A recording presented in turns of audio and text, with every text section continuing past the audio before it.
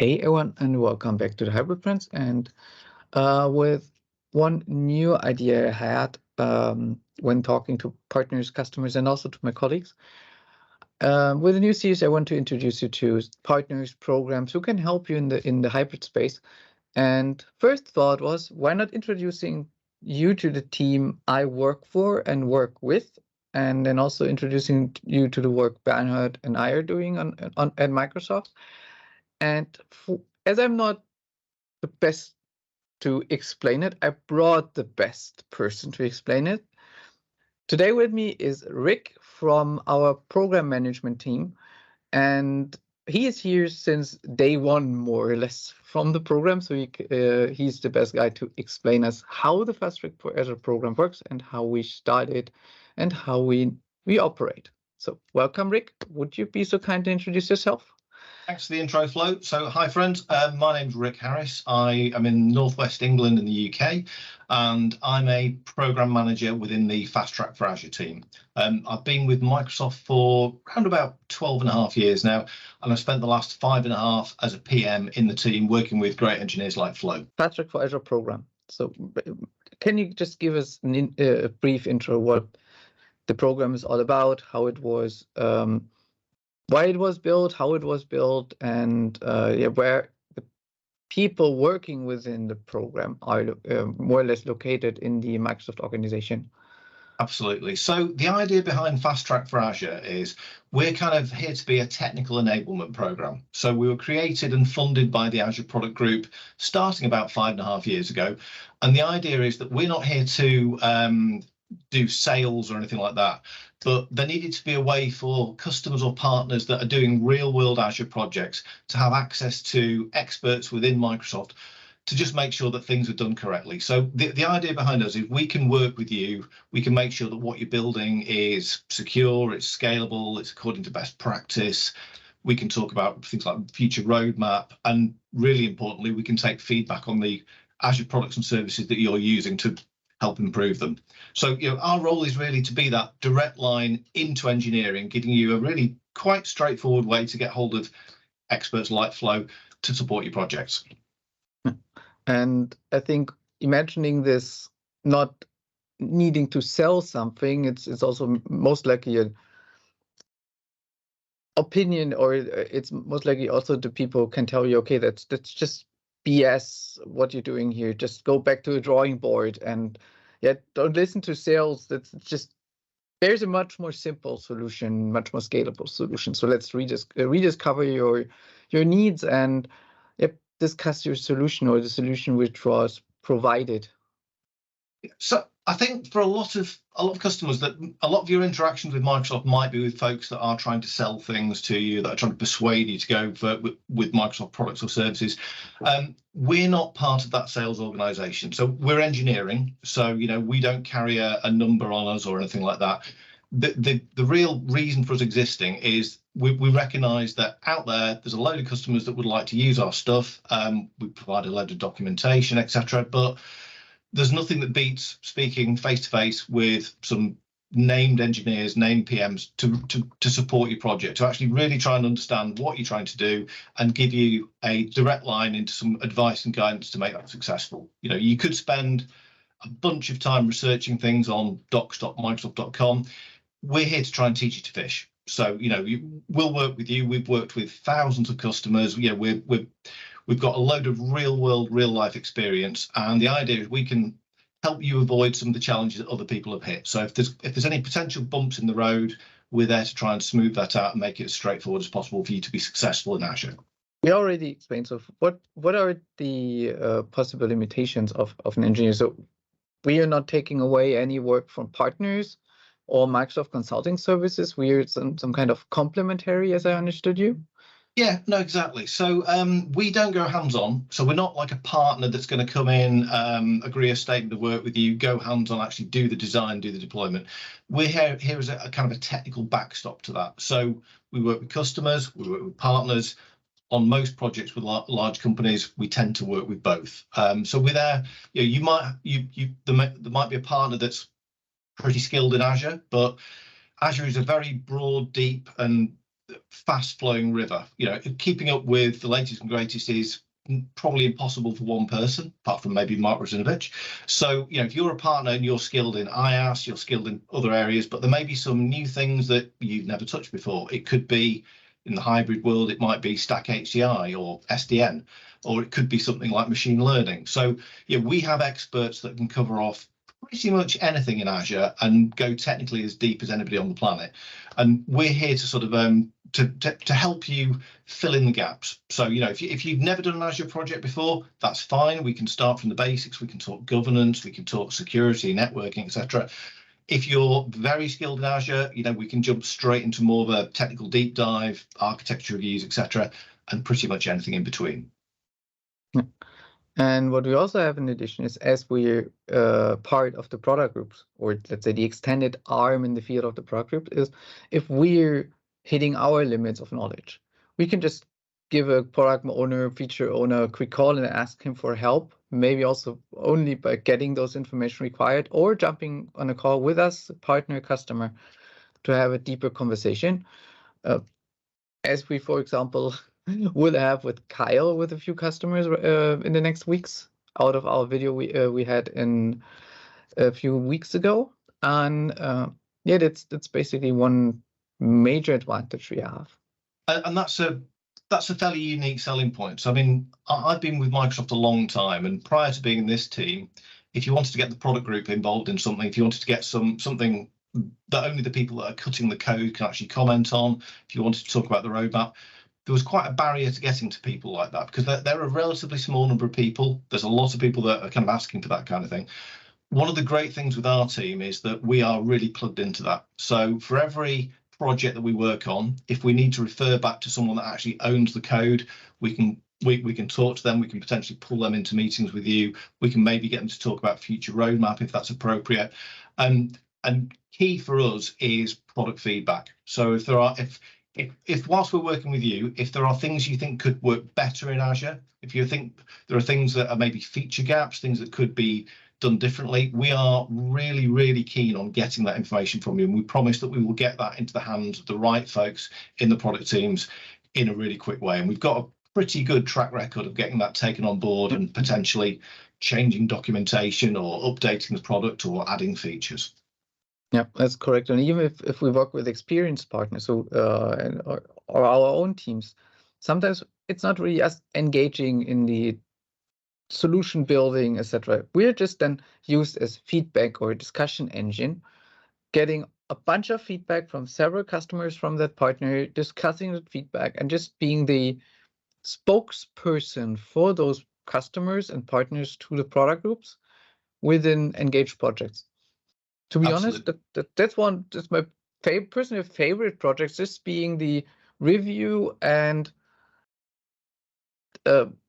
product group feedback engine, because with those partners, it's enjoyable to work with, and we can really drive a lot of change, adoption, and as you said, we have a track record, I think, of 90%, 95%, so 95% depends on the service of feedback put into the product.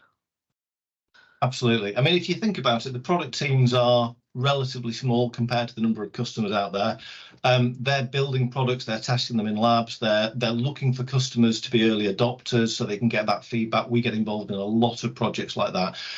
We are by far the largest customer-facing arm of the product team. So one of our key reasons for existing is to get that feedback from you folks as things that have worked in the real world, things that maybe have been challenging, so we can improve stuff. So feedback is really key for us. Yep, and we're that also gives us the opportunity to build frameworks around those customers. Let's say like the Azure Migration and Modernization Program, or the Azure Stack Hub Hybrid Kickstarter, or now Hybrid Kickstarter we're working on, that gives additional resources to the customers and partners. But we are mostly leveraged then as a backbone of those projects, just for additional help if required, and having additional help available, and not asking 1,000 people, engaging a lot of salespersons, just having a PM like you on your side saying, hey, my customer has a question about security. I cannot answer. Can you give me an engineer just for a quick 1 hour, 2 hour session and get that sorted and then unblock my project, or even just tell Microsoft how real world functions and how it should look like in my opinion, or in the opinion of my customer, or in the opinion of communities. So we have also many Microsoft most valuable professionals engaging with us and discussing with us on that base. Absolutely. And yeah, I guess the gold standard for us is if we can work with you, if we can make you successful, and in doing that, if we can find something that we can fix for all the other customers that are going to deploy this in the future, that's real success for us. That's where we want to be. Right, and we're currently within, as you know, our fiscal year started in July. Our whole organization will more or less become not exceeding deployments, but making customers more excellent, and also Microsoft products more excellent to adopt. And there are a lot of machineries and a lot of steering wheels running within the company, within our organization right now, to achieve or raise us to the next level. Absolutely. So I suppose the next thing that might be worth talking about is, how do you get access to us? How would you engage? That would be really my next question, Rick. So we talked about all these amazing things. So how can I, as a customer or partner or Microsoft account team, get access to all these things FastTrack can help us with? Yeah, absolutely. So in terms of accessing us, if you are working with the Microsoft account team, if you've got cloud solution architect, you've got technical specialists similar around you, then you can reach out to your account team, ask them to raise a request for FastTrack for Azure. We have a very simple and straightforward internal process where they can just tap your details in. That nomination will land in our inbox, and within a couple of working days, somebody like myself will be getting in touch to scope out exactly what you need and exactly how we can help you. If you're a partner, you're able to nominate directly as well. So the best jumping off point for this would be if you go to aka.ms/FastTrack for Azure, all one word. That's our landing page. There's a partner nomination form there as well. Put it in the description. So I'll drop that into the chat, I guess, or I will put it in the video description. You'll put it into the description. Okay, we'll put the links in there. So if you've got an account team with Microsoft, speak to them. It's a really straightforward process. We don't have any kind of limitations or quota, so it's not like we can only accept a certain number of projects per year. You bring us as many valid projects as you have, we will work with you on them. It might also be worth talking about what our normal acceptance criteria are as well, Flo, I guess. Yeah, of course. So there are things, as every program with Microsoft, we have some acceptance criteria, and especially FastTrack is free of charge. So there's no additional costs involved, like with consulting service or partners, as we are there to help. And as you said, there are certain limitations. So first, your project needs to be approved, and as you know, you're a program manager, you're not a project manager. So there must be a project, and there must be a team on either customer side or partner side who is driving the project. We are just, I think one of our colleagues tends to say, we're sitting in the back seat, and if someone turns around and asks us for the way, we will guide him. But we are not driving the car or program the navigation system. We will just tell from the back seat, oh, that might be not the best road. Yeah, that's a very good analogy, Flo. So in terms of what we look for, firstly, we kind of expect you to have an Azure subscription of some sort. If you didn't have that, then this is probably a pre-sales conversation, and there's a bunch of professionals within Microsoft that can persuade you need Azure. But you need to have a subscription of some sort. We don't mind if that's enterprise agreement, CSP, pay-as-you-go on a credit card. We don't care. Just a means to consume Azure. You need to be in a region we support, which is pretty much everywhere these days. And as Flo mentioned, we are project-based. So there needs to be at least one real-world project with some intent. So if you're thinking, maybe I'll go Azure, maybe I'll go AWS, we probably politely push you towards your account team to have those conversations. If you come to us and say, look, I've got something where I might not know exactly how to do it yet, but I've got some real intent to do something in Azure. I've got something that I want to deploy and get out there. That's really all we look for. What we used to say is that when we say a reasonable sized project, something that within a year of us getting involved has a good chance, not necessarily a guarantee, but a good chance of driving $5,000 a month of additional ACR. We are very flexible about that. You know, you come to us with like a stack type of project, we're not going to be holding you to that. Right. But so long as there's at least one real world project with intent, that's really all we need. And as Flo mentioned, we are funded by the product teams, so there's no cost associated with using us.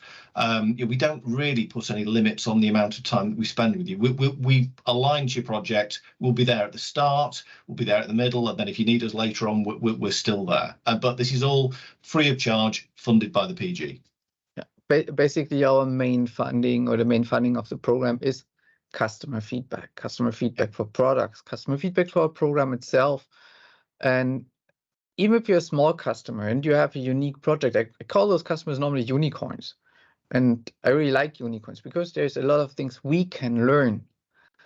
And it not only means that big companies like Siemens get our support, it's also these small companies with unique projects, with unique learnings, can get our full attention. These 5K marks, especially in hybrid, we both know in hybrid to achieve 5K, it's pretty hard. But what we see within those hybrid projects, there's a lot of feedback. There's a lot of gaps we encounter, a lot of adaptability challenges we encountered, or we still encounter, and there's a lot room to grow for our products, for ourselves within these hybrid space. So what we normally expect is to see a lot of feedback coming in. And that feedback can either feature requests, bugs, documentation gaps, understanding gaps, FastTrack for Azure feedback to the program itself, how we should change to be more field relevant. So there, normally, as you know, Rick, feedback is not our issue. So I think that's a really good summary. So, you know, as I say, the nice thing with this program is that we are what we call FastTrack for a reason. You know, if you reach out to us, if you raise a nomination, within a few days, someone's going to be pinging you back, requesting a call, asking to scope out what you need, working out where we can help you, bringing in an engineer to support you, etc. So it might take us maybe a week, 10 days to find that engineer, depending on what skill set it is, but we can move really quickly. So bring us in when you're ready to get that advice. You don't need to book us like months and months in advance. Just reach out when you're ready to get that kind of advice and guidance. And a PM like myself will have a chat with you. If you're approved to the program, I'll then reach out to align the right sort of lead engineers to you. It might be one engineer, it might be two or three, depending on what you need and what skill sets they are. But we can move quite quickly on this. Yeah, and that's what you most likely will see, that we have a lot more people on that one, a lot of more people to work with. You already said there are a lot of Azure services, and you need to be pretty specialized. So normally one engineer has one or two specializations, and then we will bring another engineer. Absolutely. And it's probably worth saying we are a global team, so we have folks that are distributed all around the world, different time zones, etc. So, you know, we work with customers all over the world. We would typically assign an engineer in the same time zone as yourself for obvious reasons, but you know, we do have a global team that we can draw upon to support you. Yeah. And that also, our main language is English. So we're speaking many languages, but we normally think our customers are able to speak English. We can bring in some other languages, maybe having another engineer who's a native speaker and then translating, but that's not the common case. Yeah, exactly. So the official delivery for FastTrack is English, but you know, as I say, sometimes if we have engineers that happen to speak the same language as a customer needs, we'll do our best to accommodate. But yeah, the standard will be we deliver in English language. So one special thing for hybrid to mention, because you said you need to have a subscription. Within hybrid, especially when you're starting from scratch with an HCI deployment, for example, you may not have the hardware, or you may not have the subscription ready because you still need to have some guidance on architecture and sizing. You can also nominate those to get validation for what you're looking for, and also get a check if that what you want to do is an HCI is, for example, feasible. What I normally tell my customers, Rick, correct me if I'm wrong, just nominate and discuss it with the PM and let the PM decide if we can cover that or not. Even if you're getting rejected, you gain at least the knowledge what you need to achieve to qualify. Definitely. So I'd say, if in doubt, put through a nomination. Someone will contact you and arrange a call to discuss it. We don't have like a naughty list. So if it's not suitable for us right now, maybe it will be in a couple of months' time. That's absolutely fine. You can just come back to us when the situation has changed slightly. But I'd say, if in doubt, raise a nomination. It's very quick. It's very straightforward. It costs nothing to do, and we can have a chat about it in some depth and just explain. There might be some areas where we can help. There may be some others that are outside our scope, but let's have that conversation. And it's not a one-time shot. So if you have a project for Kubernetes now and maybe another project for networking or BCR later, we can always open a new project. At the end, as you already said, we want to learn you how to fish. And that also brings us to a point that maybe in 100 years in the future, we want to make ourselves obsolete, because everyone knows about Azure, everyone knows about hybrid, and we are no longer needed. That will not happen, luckily, but it's really us to put things out there, train, and hand out the knowledge to really fish yourself. That's also the reason why we're doing these videos. That's why we're creating documentation. Is learn people how to fish and maybe stand on their own feet after a few projects with us. Absolutely. Yeah, 100%. Perfect. Rick, do you have anything to add? Is there anything top of mind you want to add to the audience, or to explain to the audience? So I think there's a couple of things. One was just to talk about what we can support, what kind of solutions and scenarios we can support. And the other was, what does kind of a typical fast track engagement look like? And I'll probably lean on you for that, Flo, for the engineer's view on it. But so, I mean, we're probably thinking more about hybrid on this call, but it's important to sort of note that our team covers pretty much anything in Azure. So, you know, we can do IaaS, we can do DevOps, we can do PaaS. We do a huge amount with big data and analytics.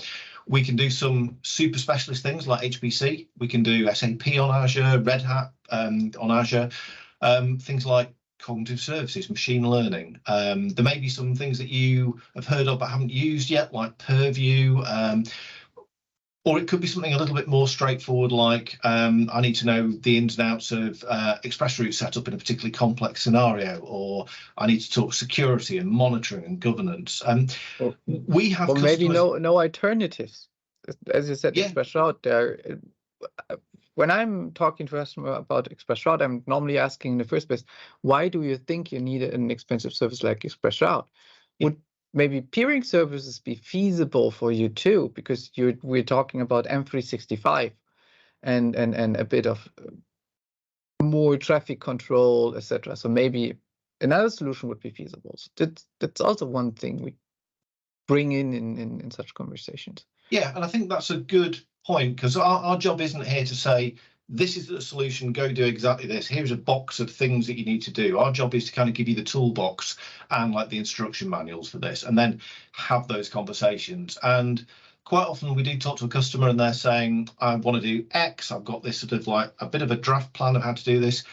And some of the first questions are, well, why do you need to do that? What are you actually trying to achieve? Is there maybe a better way of doing it, or a cheaper way of doing it, or a more simple way of doing it? And we can have those kind of conversations. And we have customers that are at all stages of knowledge. So sometimes it's somebody's first Azure production deployment. In those cases, they might appreciate some hand holding around kind of governance and, like, you know, setting up role-based access control, setting up security, setting up subscriptions, using tagging to do cost management, etc. Other customers come to us really super deep, and in those cases we might just jump straight into that more of a technical deep dive. it's fine if if you've done this stuff and you just need a little bit of help, that's fine. If you've never done it before and you know roughly where you want to get to, but you're not quite sure which path to take to get there, by all means come to us. As long as there's intent to get there in the end, we will speak to you and we will help where we can. Yeah, and it can also happen happens to me quite often is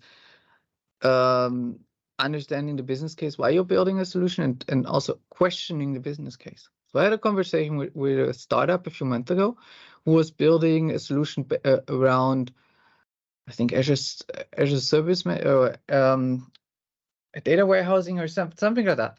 And I asked them, and they were asking me, yeah, can I put that on HCI or can I put that on an Azure Stack Hub?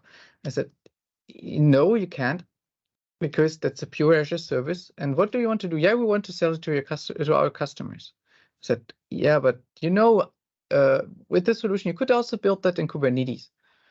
And building that in Kubernetes means you can run it on every platform which can run containers, and it would give you a much wider market to sell your solution, because it's no longer or it's no longer platform dependent like on Azure. So if you have a customer who's reluctant to Azure or is reluctant to public cloud, that would no longer be your customer because you have no solution. With the Kubernetes solution, you can just put it on Azure Stack HCI, on Hyper-V, on other solutions, other clouds, whatsoever. The only thing what you need is a management plane. And here's the solution in Azure. Use Azure Arc. And just turning around those conversations, giving also the customer room for rethinking, maybe also rethinking business cases, just from an engineering perspective. That often, as I said, happens often to me, because I normally tend to question a lot of things. But I think, Rick, you also encountered those projects where we need the customer to rethink a bit. And I think this goes back to, we're not here as a sales engine. So we're not here to say we've got a quota against a particular Azure product or service or technology. We're here to make you successful in the Azure cloud. And, it's quite common for customers come in, they've got a particular mindset, they've got a particular idea in mind. And it might be after we have a chat with them around that there are better ways of doing it. There may be, if you've got a customer that's really IaaS focused, we're doing a lift and shift, we're closing our data center, we're just going to lift and shift all of this. Well, have you thought about your SQL estate? Maybe some of that goes to SQL managed instance, and we take off some of the overhead of patching and monitoring your fleet for SQL, for example. But I think that's exactly what we're here to do, to just give real world experience based on engineers like Flo that have worked with hundreds, if not thousands of customers, meeting real world challenges, seeing a million different ways of doing things, and just being able to distill that into some direct advice and guidance from engineering in conjunction with what the product group thinks is best practice, and just making sure that what you're doing is going to work. And also maybe showing with those, we learned from the customers how customers think products should be used.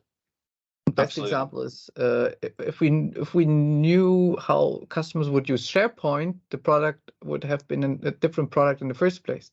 So in the first place, everyone thought, yeah, SharePoint will host websites, etc. No one thought that SharePoint will be some kind of web file server for most of the customers. That was encountered later, after the product was developed, after the product was on the market for, I think, two versions. And yeah, that's what we want to drive. Or also, we drove a lot on the FTP adoption for storage. And there were a lot of discussions. So customers want to use our storage as FTP service because there's still FTP servers out there and still required. Yeah, there's some good examples there, Flo, and I'd completely agree with that. The other thing I just wanted to touch upon was what does a typical fast track engagement look like, if there is such a thing? So I might spend a couple of minutes talking about that, Flo, if that's okay. Yeah, of course. So in terms of what we are and what we do, and I've probably covered quite a lot of this already, but basically, as I say, we're funded by the PG. We aren't hands-on. So you folks are in the driving seat. We're here to be like that kind of like sat nav and to support you. So the sort of things we carry out will be things like solution reviews, design reviews. We don't need statements of work signing for this. We don't need you to have finalized documents. A lot of the best reviews that we do are more of a conversation where we set up a session with your lead engineer. They ask some questions to make sure we understand what you're trying to achieve. We maybe query some of that. We go back and forth. We give you some written guidance after that, maybe a little bit of homework for you to go off and do. But we're not a super formal organization, so there's no paperwork to sign, there's no contracts or anything like that. We can run sessions on best practice.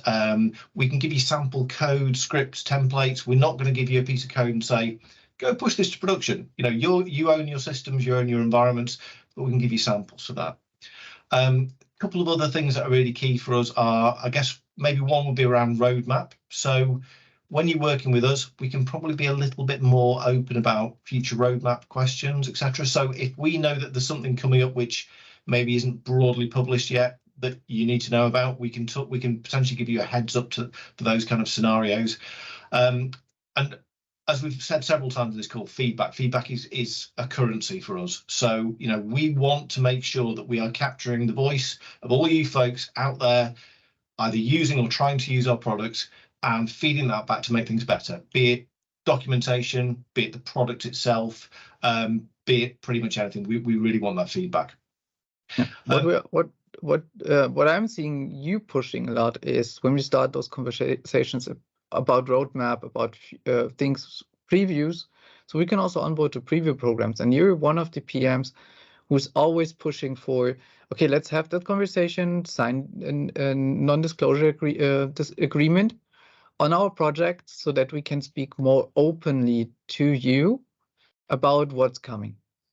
Absolutely, yeah. And again, there are few customer-facing teams within Microsoft that can be as frank and open and as responsive around that, is what I'd say. So I think that's a really important plus point of what we do from a customer perspective. So in terms of things that we don't do, I mean, typically we don't do pre-sales. I mean, sometimes we get involved. If you've got a large project like, say, a stack project, and you're aware that you're going to need to order a whole bunch of quite specialist hardware for that, and maybe the contract hasn't been quite signed just yet, but scenarios like that, we're super flexible. You know, in those cases, involve us early. We can have those sort of conversations. We can make sure that you don't make any expensive mistakes. We can make sure that you don't overbuy, and we can make you comfortable with what you're going for there. But the idea is that we're not a pre-sales resource, but if a project needs us to get involved a little bit earlier and it makes sense to do so, raise the nomination, we'll have the conversation. It's normally the intent. So if the customer says, I didn't have signed it yet, but I want to use it, but I want to be sure that my architecture is feasible, and just have these quality check, have the quality conversation, and afterwards, I will sign it, or we will then come up with a more feasible solution. That's perfectly fine for us. And that's always a conversation you have with the PM where you say, okay, I want to do that, but I don't know if I'm on the right track. And that's perfectly fine for us. Yeah, we don't need to see a signature on a contract or anything like that. Flo's right. If you've got intent and you need us, raise a nomination, we'll have a chat with you.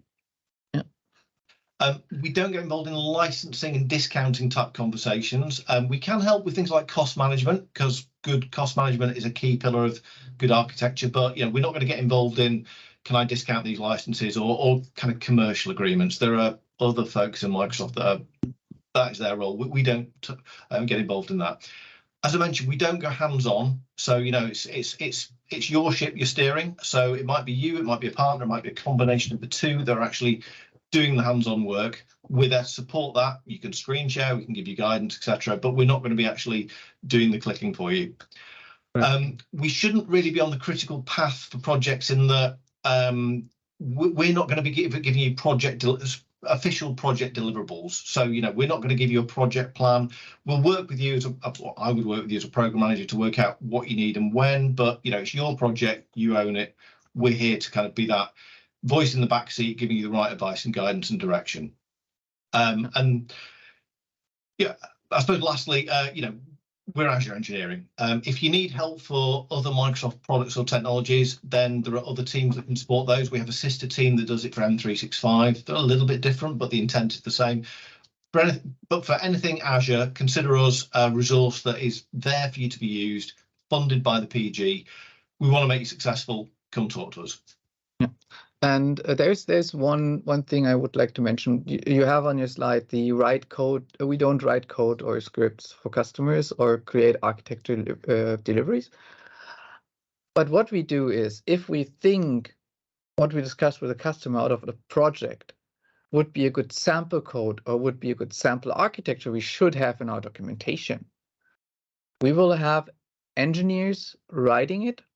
And a lot of us are working on the Architecture Design Center and the enterprise scale landing zone, or also a lot of people worked on the Arc Jump Box, also from our team, and developed a lot of code around that. So if we think, let's say, the automation script you're looking for is a good object or is a good delivery or is a good example for our whole documentation, we have I work with engineers like Bernhard, who said, okay, give me your sample code, give me what you think, and I will go through it and give you some guidance, but afterwards it will end up in our documentation.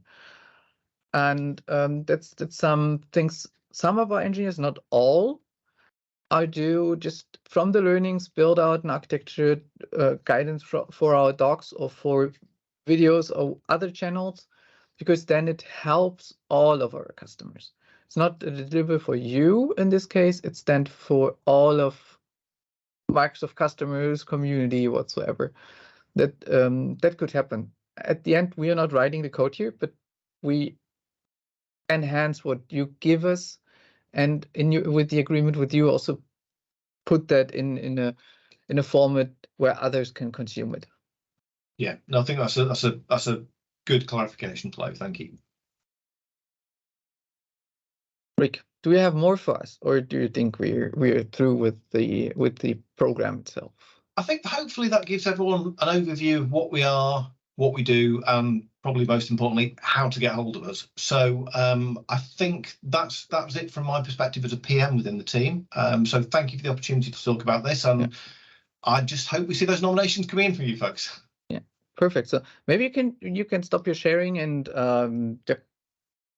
all of it. So Rick, thank you so much for your time and explaining the program to the audience. Hopefully I can have you on another topic again on screen. There is one out there I want to talk with you about. You maybe know which one. Yeah, no problem. And yep, any famous last words, any quotes you want to share?